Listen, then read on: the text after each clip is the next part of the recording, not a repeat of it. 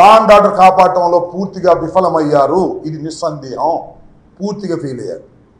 Fail అయ్యారా? నాకు ఇప్పుడు అనుమానం వస్తుంది. ఫెయిల్ అయ్యారా లేక తెలుగుదేశంతో కొల్లుడయ్యారా ఏమిటి నాకు అర్థం కాదు. నాకు చాలా చిత్రమైనటువంటి విషయాలు నేను గమనించాయి. వాళ్ళ నా నియోజకవర్గంలో నిన్న నేను బూతులు తిరుగుతూ నకరికల్ వెళ్ళాను. నకరికల్లో నాకు నకరికల్ ఎస్ఐ ఫోన్ చేసి, సార్ ఇక మీరు తిరగడానికి వీల్లేదు, అందరినీ హౌస్ అరెస్ట్ చేసేయమన్నారు అని చెప్పారు. ఎవరు? మా పిఏకి చెప్పారు, మణి గోపాల్కి. చెప్పగానే నేను ఎస్పీ గారికి ఫోన్ చేశాను, బిందు మాధవ్ గారికి. I have a respect on Bindu Madhav గారు, IPS officer. I know very well, మనకు కూడా పనిచేశారు. నాకు ఐ హ్యావ్ ఎ రెస్పెక్ట్, ఒక మంచి ఆఫీసర్ అనే అభిప్రాయం కూడా నాకు ఉంది, ఇప్పుడు కూడా అదే ఉంది. ఆయనకి నేను ఫోన్ చేస్తే, అవును sir, election commission has given order, మీరు హౌస్లో ఉన్నారు. నేను సార్ మరి నగరికల్లో ఉన్నానంటే, అయితే ఇమీడియట్గా మీరు మీ ఇంటికి వెళ్ళి సత్యనపల్లిలో ఉండండి అన్నాడు. ఇమీడియట్గా బయలుదేరి సత్యనపల్లి వచ్చాను. సత్యనపల్లిలో కూర్చున్నా. ఫోన్ వచ్చింది నాకు. కుంకలగుంటలో కన్నా లక్ష్మీనారాయణ గారు తిరుగుతున్నాడు. మళ్ళా కాసేపు ఫోన్ వచ్చింది, గుల్లపల్లిలో కన్నా లక్ష్మీనారాయణ గారు తిరుగుతున్నాడు. నేను ఎస్పీ గారికి ఫోన్ చేశాను, వాట్ ఈజ్ దిస్ సార్? నన్నేమో తిరగొద్దన్నారు, నేనేమో ఒక లా అబైడింగ్ సిటిజన్గా, ఒక మంత్రిగా, నాకు సెక్యూరిటీ ఉన్నా ఇంట్లో కూర్చున్నాను, నా ప్రత్యర్థి తిరుగుతున్నాడు, ఏమిటి ఇది అన్నా. No sir, communication with the gap, ఆ ప్రత్యర్థిని కూడా ఆపేస్తాము అన్నాను. సరే అలా కూర్చున్నాను. చాగంటి వారిపాలెంలో కన్నా లక్ష్మీనారాయణ గారి కొడుకంట ఆయన వచ్చాడు. వచ్చి మీ అంతు తేలుస్తామని వార్నింగ్ ఇస్తున్నాడు. అక్కడ నాకు ఫోన్ చేశారు. ఆ తర్వాత అక్కడ సిఐ ఉన్నాడు, రాంబాబు అని ఆయన, నా పేరు గల ఆయనే. ఆ సిఐకి ఫోన్ చేసేటానికి ప్రయత్నం చేశాను, ఫోన్ ఎత్తలేదు. తర్వాత మళ్ళా ఎంపీపీ ద్వారా ఆ ఫోన్ ఇవ్వమన్నా. అతను ఏదో రెచ్చిపోయి మాట్లాడాడు. నేనేం ఇచ్చిన అతనే నా దగ్గరికి వస్తేనే నేను రికమెండ్ చేశా. ఆ రోజుల్లో ఆ రాంబాబున చాలా అగ్లీగా మాట్లాడేటువంటి పరిస్థితి కనిపించాడు. ఏంటి ఆయన అగ్లీగా మాట్లాడుతున్నావు? You are not a rowdy, you are a police officer, why you are talking like that? నేనే వస్తున్నాను అక్కడికి. నేను వెళ్ళాను, ఎందుకంటే నేను వెళ్ళకూడదు అనుకున్నాను. ఇక్కడే ఎస్పీ గారు చెప్పాడు కాబట్టి ఉండాలనుకున్నాను. అవతల కన్నా లక్ష్మీనారాయణ తిరుగుతున్నాడు, కన్నా లక్ష్మీనారాయణ కొడుకు నాగరాజు తిరుగుతున్నాడు. నేను వెళ్ళకపోతే నా క్యాడర్ ఒప్పుకోరని నేను అక్కడికి వెళ్తే అక్కడి నుంచి బయటకు వచ్చాడు. పెద్ద పోలీసు ఇది ఉంటారు కదా, ఈ మధ్య స్పెషల్గా వచ్చారు ఆర్మీ, వాళ్ళని తీసుకుని అక్కడికి వెళ్ళాడు. వెళ్ళి అక్కడ వాళ్ళందరినీ కొట్టించాలని ప్రయత్నం చేశాడు. ఈ రాంబాబు అనే వ్యక్తి సిఐఎఫ్ రూరల్ నా టైంలోనే ఇక్కడికి వచ్చాడు. ఒక ఆఫీసర్ అంటే ఇతను వాళ్ళతో కొల్లుడు అయిపోయాడంటే, మీ టైంలోనే కదండి వచ్చింది అన్నాడు. నిజమే, నా టైంలోనే వచ్చాడు. నేను ఎవరికి, నీకు మీ అందరికీ తెలుసు, నా నియోజక ప్రజలందరికీ తెలుసు. పోలీస్ ఆఫీసర్లు ఎవరన్నా రికమెండ్ చేస్తే నేను డబ్బులు తీసుకునే మనిషిని కాదు. ఈ రాంబాబు అనే వ్యక్తి నా టైంలో వచ్చి వాడు అమ్ముడిపోయాడు. నా ఆరోపణ. నాగరాజు దగ్గరికి వెళ్ళి డబ్బులు తెచ్చుకున్నాడు. నన్ను కూడా ఎక్స్పెక్ట్ చేశారు. క్యాండిడేట్ నన్ను చాలామంది అడిగారు, ఏమంటే పోలీసులకి ఏదో డబ్బులు ఇవ్వాలంటని. No, I'm a minister. నా రికమెండేషన్తో వచ్చినటువంటి పోలీసు ఆఫీసర్లను కొనేటటువంటి దుస్థితి నాకు పట్టదు, నేను చేయను అలా అని చెప్పా. ఆ పోలీస్ ఆఫీసర్ 5 లక్షలు 6 లక్షలు తీసుకుని కొల్లుడైపోయి వారికి సపోర్ట్ చేసే పరిస్థితి వచ్చిందంటే ఏం చేయాలి ప్రజాస్వామ్యంలో? ఒక మంత్రిగా, ఒక సిన్సియర్గా పనిచేసిన మంత్రిగా, పోలీస్ ఆఫీసర్ల పోస్టింగ్లో డబ్బులు తీసుకొని మంత్రిగా ఏం చేయాలి అని అడుగుతా ఉన్నా. మీకు చాలా చిత్రం. దమ్మాలపడేనే గ్రామంలో ఒక బూత్లో ఈ రాంబాబు అనే వ్యక్తి అక్కడ ఒక పోలీసుని పెట్టాడు. మళ్ళీ అవతల ఉన్న బూత్, నాకు అనుకూలంగా ఉండేటువంటి బూత్, రెడ్డీస్ ఉంటారు, అక్కడ మాత్రం 6గురిని పెట్టాడు. This the plan. డబ్బులు తీసుకుని ప్లాన్ చేసే పరిస్థితి. ఈ బూత్లో ఏం చేశారు? వచ్చితే ఓటర్ వేయడానికి వస్తే స్లిప్ తీసుకుని ఎంపీకి వేయండి మీ ఇష్టం వచ్చే వాళ్ళకి, ఎమ్మెల్యేకి మాత్రం కన్నాకు మేమే నొక్కుతాం అని నొక్కాడు. సుమారుగా 1000 ఓట్లు నొక్కారు అక్కడ. I'm going to report to the election officer. Repoll కోసం అడుగుతున్నా, ఏం చేస్తారో చూద్దాం. నారిపాడు మా అల్లుడు Upesh is a chief election agent. వెళితే అద్దాలు బాగుకొట్టారు. ఫోన్ చేస్తే ఎత్తరు పోలీసులు, వెళ్ళమంటే వెళ్ళరు. కొల్యూడెడ్ విత్ నారిపాడు తెలుగుదేశం గ్రూప్, వాళ్ళతో కొల్యూడ్ అయిపోయి డబ్బులు తీసుకుని. ఆ సిఐ అందరినీ అంటలే నేను, ఆ CI Rambabu colluded with Telugu Desam. అదేమంటే మీరేం జరగా అంటున్నారు, అది వేరే అంశం.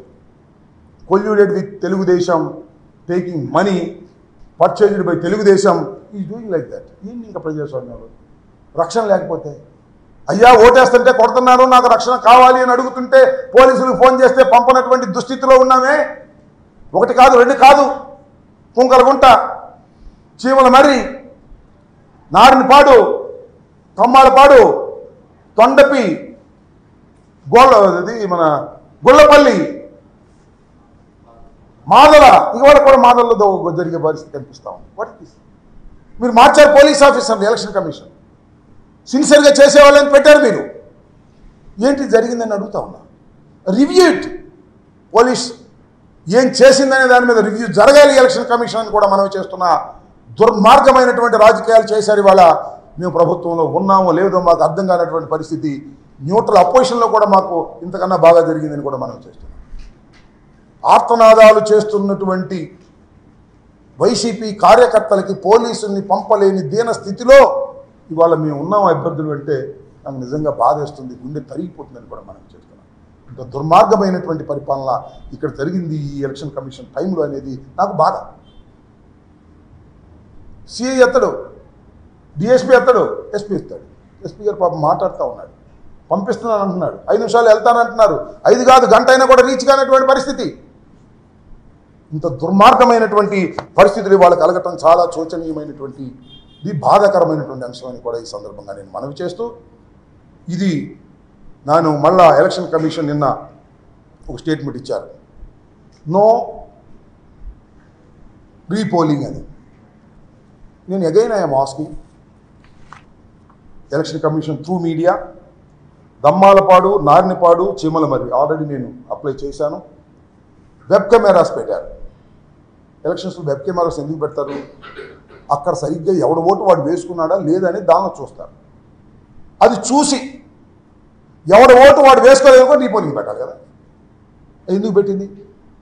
I request the election commission of Andhra Pradesh, please verify the web cameras and give the decision. Don't take మేము ఈ రీపోలింగ్ పెట్టము అనేది ప్రజాస్వామ్యంలో కరెక్ట్ కాదు.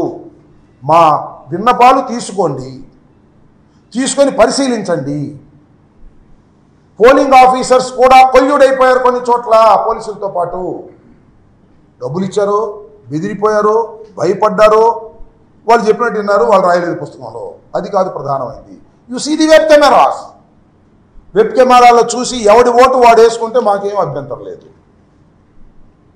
అందరి ఓటు ఒకడే నొక్కుతుంటే దాన్ని మీరు ఎలా లేవ చేస్తారు? వెబ్ కెమెరాలు పెట్టింది ఎందుకు? దయచేసి I request the election commission, go through the web cameras. మేము ఎక్కడైతే మేము కంప్లైంట్ ఇచ్చామో అవి ఒక్కసారి వెబ్ కెమెరా చూడండి.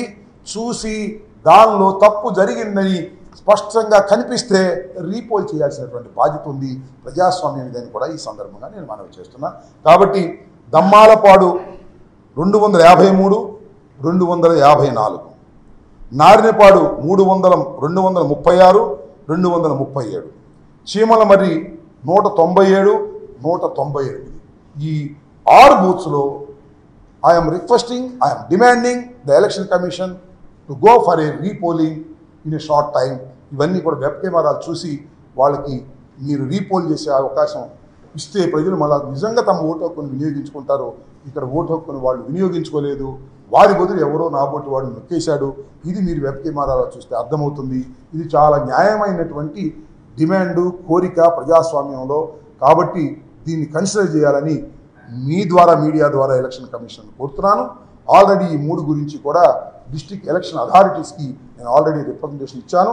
ఇవాళ ఈవినింగ్ కూడా స్టేట్ ఎలక్షన్ కమిషన్ని కలవాలనే ప్రయత్నం చేస్తున్నాను, కలుస్తాను. ప్రజాస్వామ్యంలో ఇది అవసరమని ఈ సందర్భంగా నేను మీ ద్వారా వారికి చెప్పదలుచుకున్నాను. ఫైనల్గా ఒకటే చెప్పదలుచుకున్నాను,